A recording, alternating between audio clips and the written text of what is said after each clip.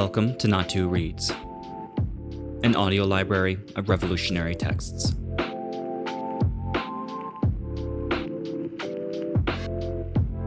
Scripting the Change. Selected writings of Anuradha Ghandy.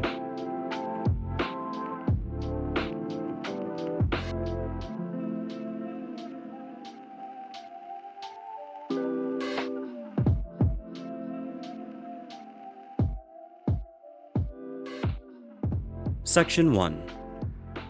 Caste. Introduction. Anu contributed immensely through her writings to the evolution of the position as well as the strategy and tactics of her party on caste. In doing so, she used her insights gained through working with people more than her academic training in sociology. The importance of these writings is immense. The non-parliamentary left that emerged after the Naxalbari struggle of 1967, inspired by the revolutionary developments in China, began the anti-feudal struggle in the rural areas and inevitably confronted the caste question. However, even in the Naxalbari struggle in 1967 and thereafter, during the formation of the CPI-ML, caste never figured in the ideological discourse. As its base in Adivasis and Dalits began growing, it acquired an identity of a pro-Dalit and pro-tribal movement. Faced with growing caste atrocities since the late 1960s and swelling numbers of Dalits and their cadre, it was impelled to consider the caste question more seriously than ever before. Some of the ML groups, particularly in UP and Bihar, where caste atrocities had become more pronounced, took a clear pro-Dalit posture and made headway in resisting upper caste supremacy, in asserting the rights of the Dalits and, to a considerable extent, turning upside down the deeply entrenched cultural symbols of upper caste domination. However, the ideological position on the anti-caste movement still remained undefined. Since the 1980s, this began to change. Various groups started grappling with the caste question at the theoretical level and tried to formulate their caste class program. Anu's writings played an important part in the debates and discussions that ensued in her party. The first essay, Caste Question in India, marks the culmination of Anu's study on caste. This long essay was written in the mid-1990s, and because of its length, remained unpublished. Here she takes a comprehensive review of the caste system, beginning from the theories of origin of castes through the significant developments in history, and ending with the practical program towards annihilation of caste. Anu at the beginning itself identifies the caste system as an ideology as well as a social system that transcends the stereotypical debate about the base and superstructure. Following Marx and Engels, she identifies different stages in pre-British Indian society. 1. Tribal oligarchy. 2. Ancient communal and state ownership, which proceeded especially from the union of several tribes by agreement and/or conquest, accompanied by the enslavement of the Shudra Helots, i.e. the Arthashastra mode, and 3. Feudal or estate property accompanied by the Jati-based system, i.e. feudalism of an Indian variety. While successfully navigating through the dark abysses of history, she emerges into the contemporary period, extending the unbroken thread of her argument to the program of the Party of the Proletariat against the caste system. It declares class struggle against the caste system as an integral part of the struggle to accomplish new democratic revolution. She even tries to indicate what would remain of castes after such a democratic revolution is accomplished. The second article in this collection, The Caste Question Returns, was published in Frontier, 16 January 1988. It was written in response to a piece by Gopal Guru, Understanding Ambedkar, a caste and class paradigm, presumably published in Frontier and reproduced in the May 1988 issue of Satyashodak Marksvati. Anu objectively points out the reactionary strands in both the movements, communist as well as Dalit, and also sees the new hopes in the form of the Naxalite movement and the Dalit Panthers movement sprouting out of them respectively. Criticizing the old communist economism that class struggle is only about economic struggle, she explicates that it, quote, includes the struggle in economic, political, social, and ideological spheres, end quote, necessarily extending to the seizure of political power. She identifies the Congress Party, right from its olden days to its current version, as the main culprit for perpetuation of caste oppression and upholder of the caste system. Emphasizing the need to have a broader unity of all oppressed, she makes a profound point that the abolition of caste oppression can be accomplished only if the existing order is overthrown and the society is reorganized on a thoroughly democratic basis. The next essay, Movement Against Caste in Maharashtra, was a paper she presented in the AILRC seminar, later published by AILRC. In this study, Anu highlighted how the social reform movement has been separate from, and in times even antagonistic to, the nationalist and the communist-led movements. In feudal times, this movement essentially expressed itself through religious idiom. She traces this movement from the 12th century Mahanubhava Pant of Chakradhar Swami, a forerunner of the Bhakti movement, which preached remarkable egalitarianism insofar as it embraced low-caste people and even granted women its diksha, initiation. She traverses through the Bhakti movement, socio-economic conditions in the Maratha period, Brahmin domination during the Peshwa rule, and British colonial regime, which catalyzed the non-Brahmin movement and then the Dalit movement, and notes the sad developments in the non-Brahmin and Dalit movements after the death of Jyotiba Phule and Baba Saheb Ambedkar, respectively. Projecting the Bhakti movement as quintessentially the anti-caste movement, Anu argues against some Dalit intellectuals in Maharashtra, who criticized it as a reactionary movement as it preached Hindu religion and values in a popular form. Lastly, she makes a profound statement, uncommon in the leftist universe till then, that the anti-caste struggle is part of the class struggle in India, and that the battle for transformation of social relations and ideology are part of the class struggle.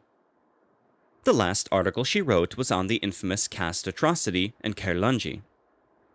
Titled as Gruesome Massacre of Dalits, Dalit Fury Scorches Maharashtra, it was published in the January 2007 issue of People's March under the pen name Avanti.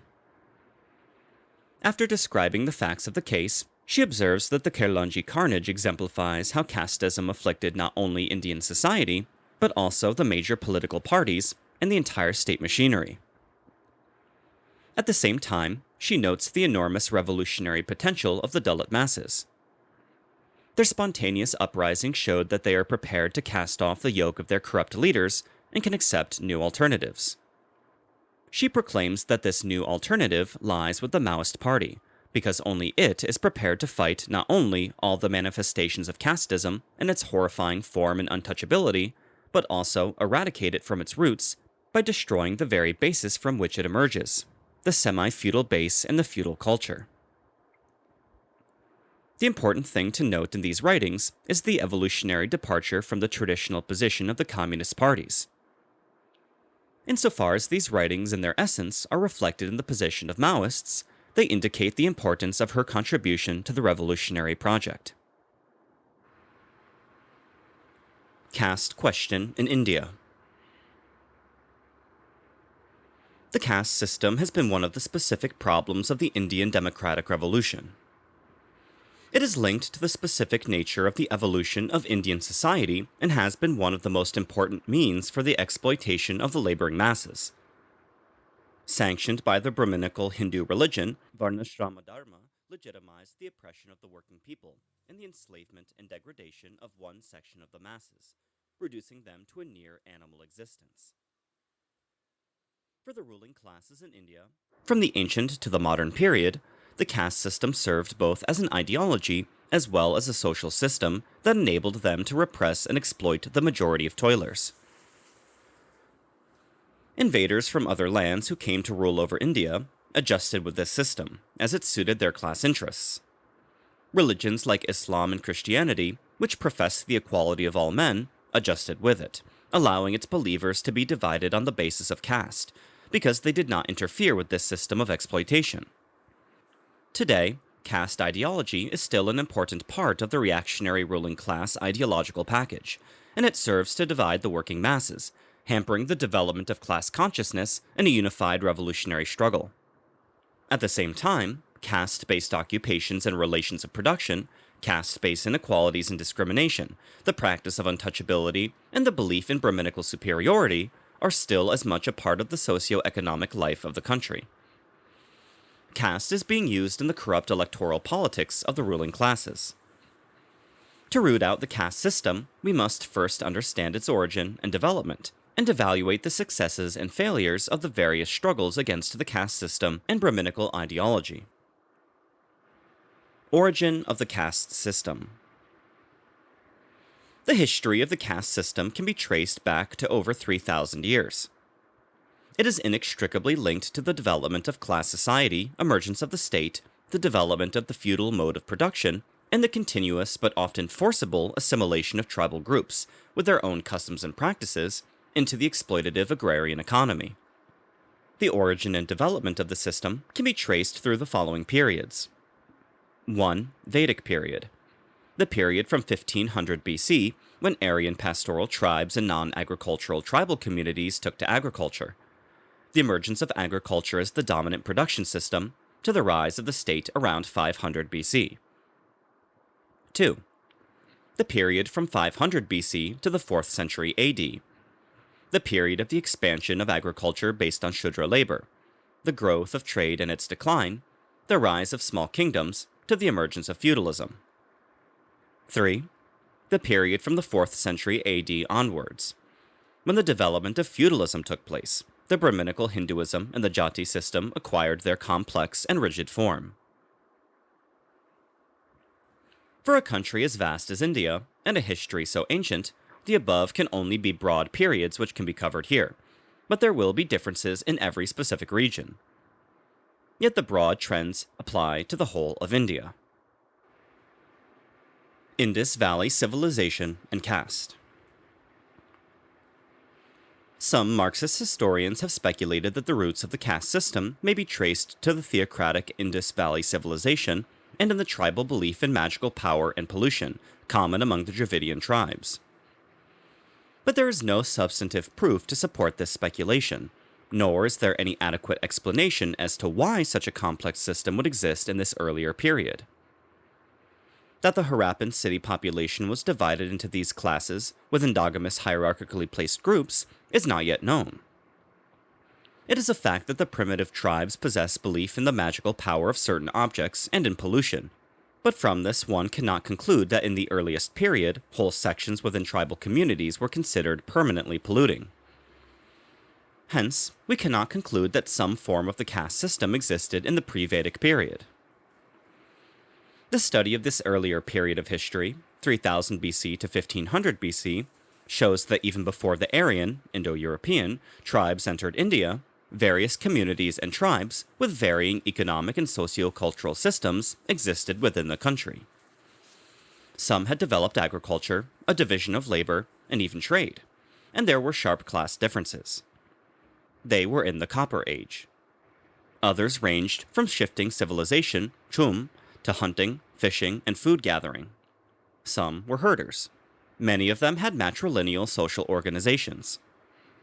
The pastoral Indo-European tribes with patrilineal social organization entered India in waves from about 1500 BC. From tribal to class society. Class society emerged from the clashes of the various pastoral Aryan tribes and the indigenous tribes and the development of agriculture with the widespread use of iron. It took the form, initially, of the four Varnas. Here, we can say that the four Varnas were the form that class society took in the later Vedic and the Upanishad period. As the Vedic Aryans entered from the Punjab area and spread towards the Gangetic Plain from around 1500 BC, they were already divided into an aristocracy, Rajanya, and priests, Brahmins, and the ordinary clansmen, Vis. In the incessant conflicts and wars that were associated with their spread eastwards, conflicts among the various pastoral Aryan tribes, and with local tribes for cattle, water sources, land, and then also for slaves, sections of tribes that were defeated began to be enslaved, known as dasas dasis. The wars increased the importance of the chieftains. They relied on ritualism to enhance their prestige and consolidate it, and to appropriate the surplus through these rituals. Tributes of cattle and slaves were given by the ordinary vis to the Rajanyas. Major and minor yagnas were increasingly performed by the Rajanyas in alliance with the Brahmins. The ruling elite and the priests lived off the gifts, dand or bali, given to them by the vis at these yagnas. At this stage, the tribal organizations based on clan and kin were still dominant. The emergence of the Brahmin and Kshatriya Varnas was a process of the breaking down of the kin-based relations among these ruling elites and the creation of a broader class, the Varna, which lived off the tributes and gifts from the vis and subjugated the tribes. The pastoral tribes had adopted agriculture, and from the local tribes, the chieftain clans and the priestly clans were being incorporated into the Kshatriya and Brahmin Varnas respectively. The subjugated tribals, both Aryan and non-Aryan, gradually came to form the Shudra Varna.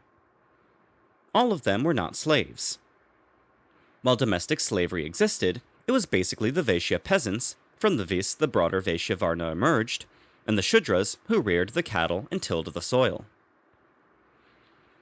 The widespread use of iron, not only for weapons, but also for agricultural purposes, from around 800 BC, marked a qualitative change in the production system of the ancient tribal societies. Plow-based agriculture could generate considerable surplus on a regular basis. Dense forests could be cut down and land cleared for cultivation. Thus, iron enabled the agrarian economy to become the prominent production system in this ancient period. The spread of agriculture was achieved at the cost of the non-agricultural tribes. They were either subjugated or displaced from the forests and their traditional means of livelihood.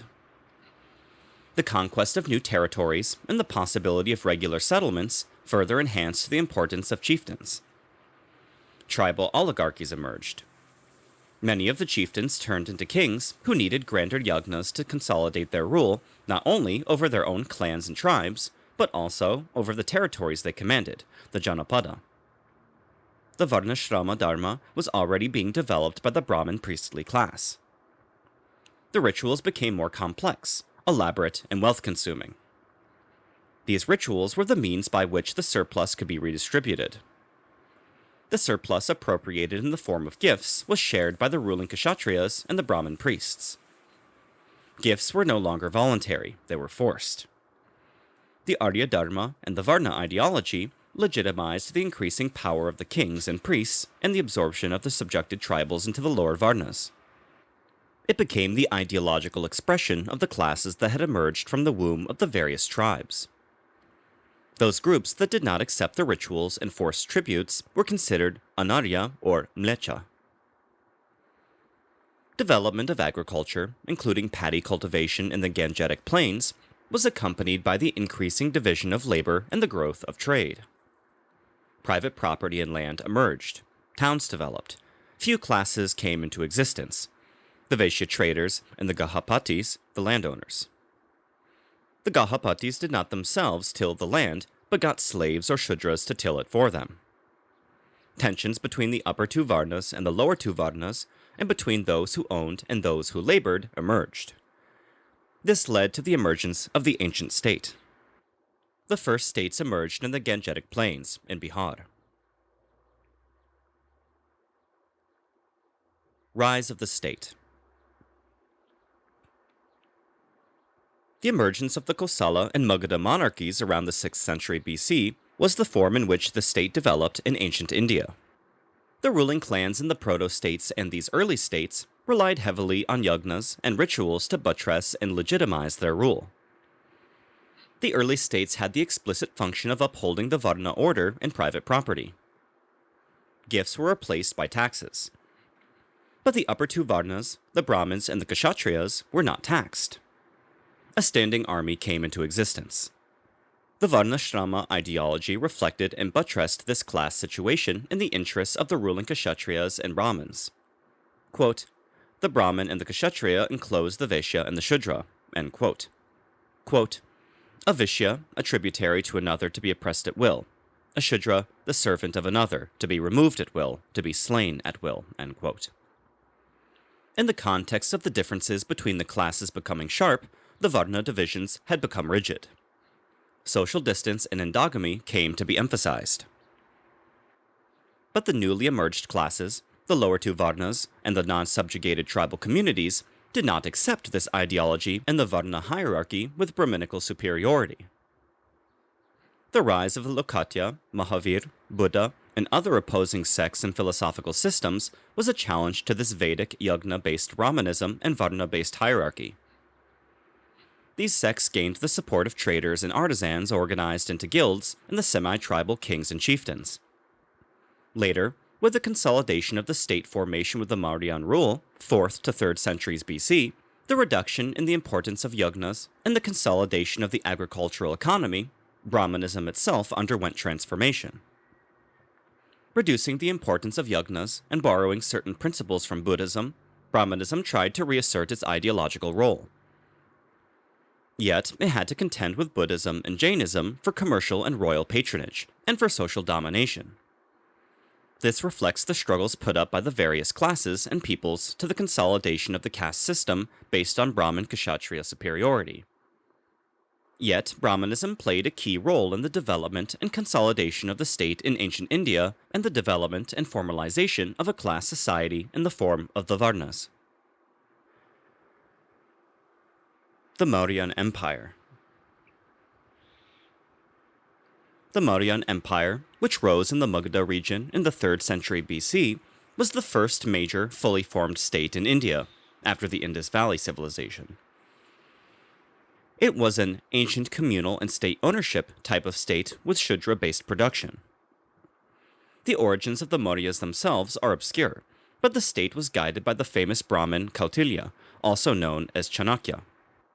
Chanakya's Arthashastra was the first and hence frank account of how to rule.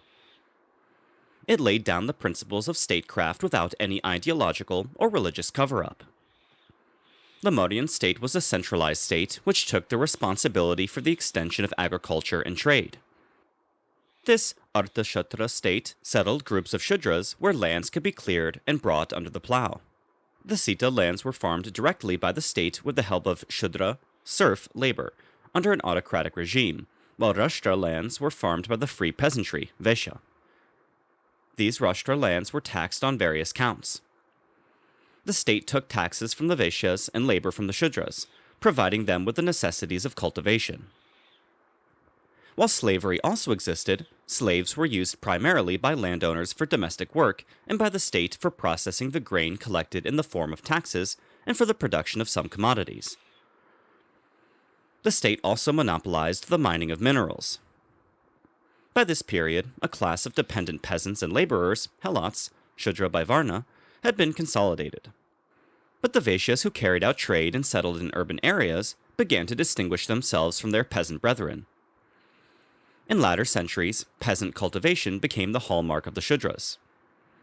The ordinary free peasantry was pushed down into the Shudra Varna, while the Vaishya Varna became the monopoly of the traders and merchants. At the same time, the class of Kshetra Swamis, those who got their lands cultivated by sharecroppers and dependent laborers, came to become the norm. In the Mauryan period and up to the 3rd century AD, trade was an important aspect of the economy. While trade along the Dakshinapata and to the north along the Uttarpata grew in the Mauryan period, in later centuries, trade with the Roman Empire, 1st and 2nd centuries AD, also became important. In the south, trade links with the Southeast Asian societies, including China, also existed. Thus, the class of artisans and merchants who were linked to the market were socially and economically important. Artisans and merchants' guilds were powerful. Also, during this period, artisan guilds were not strictly hereditary. Endogamy and rigid marriage norms.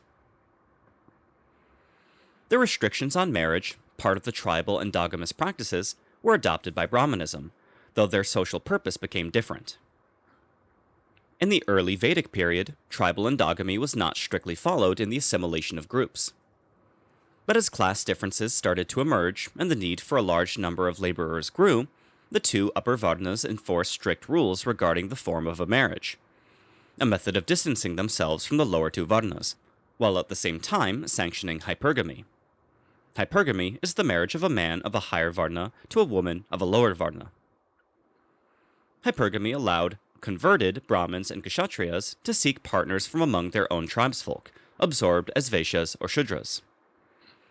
It allowed political alliances with non-Kshatriya chieftains and kings. At the same time, marriage rules for the lower two Varnas were not restrictive, allowing for a rapid increase in the population of the laboring people. In a primitive economy, human labor is the main productive asset.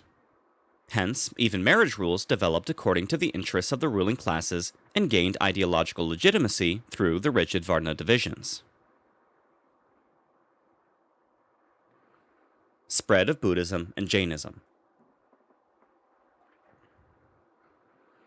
The agrarian economy had no use for the expensive rituals based on the sacrifice of animals, including cattle wealth.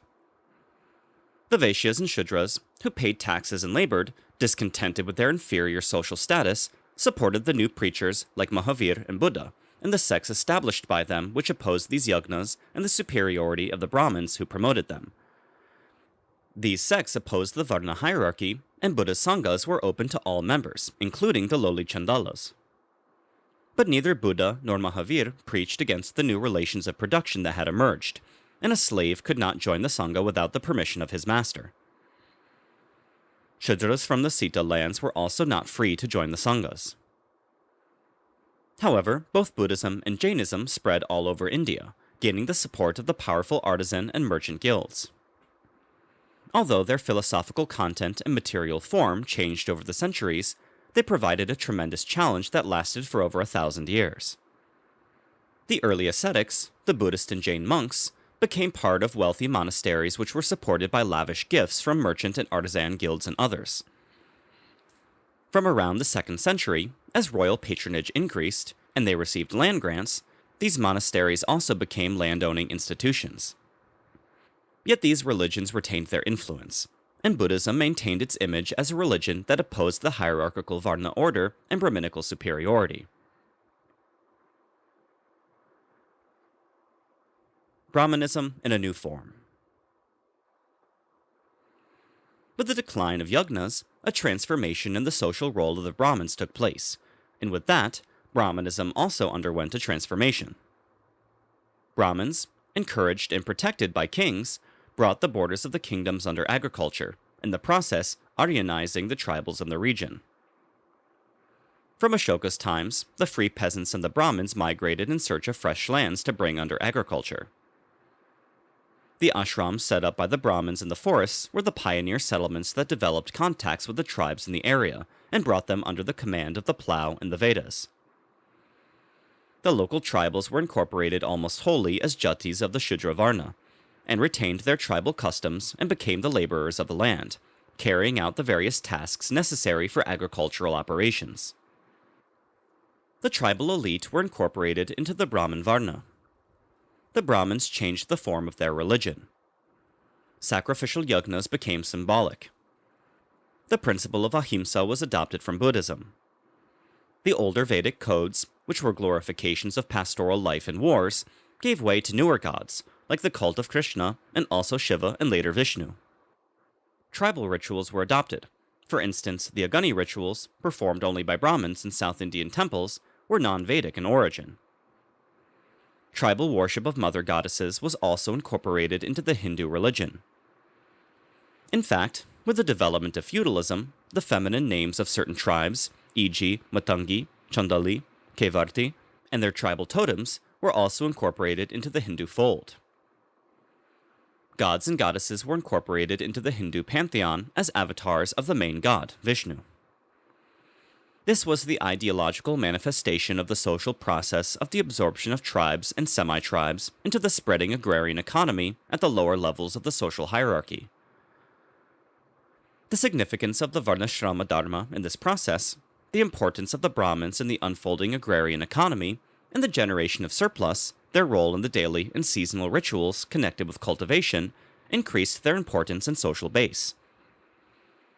In the king's court, they provided the genealogy that proved the Kshatriya Brahmin status of the ruler's family. Hence, Brahmanism was supported by the rulers. Yet in the period up to the 6th century AD, at least, Brahmanism and the caste system could not gain hegemony in India, due to various factors like the invasion of foreign groups like the Kushans and the Shakas, which ruled over large territories, the strength of artisan and trade guilds, as also the influence of Buddhism and Jainism. Extension to the south. Arya Dharma spread to the south, along with iron, from the 6th century BC, along the trade routes through the Deccan. When the groups of Brahmins entered the south, the Varna scheme had already become rigid in the north. In the south, a division of labor and a class-differentiated society with a developed culture within the structure of tribal society already existed. They coexisted with tribes based on different subsistence systems and social organizations. The society was semi-tribal, in transition from tribe to a full-fledged class society. Both exchange and conflict between the various groups with different subsistence systems prevailed. For the non-agricultural groups, raids on the agricultural settlements were an important means of obtaining necessary resources. Trade across the sea was also developing.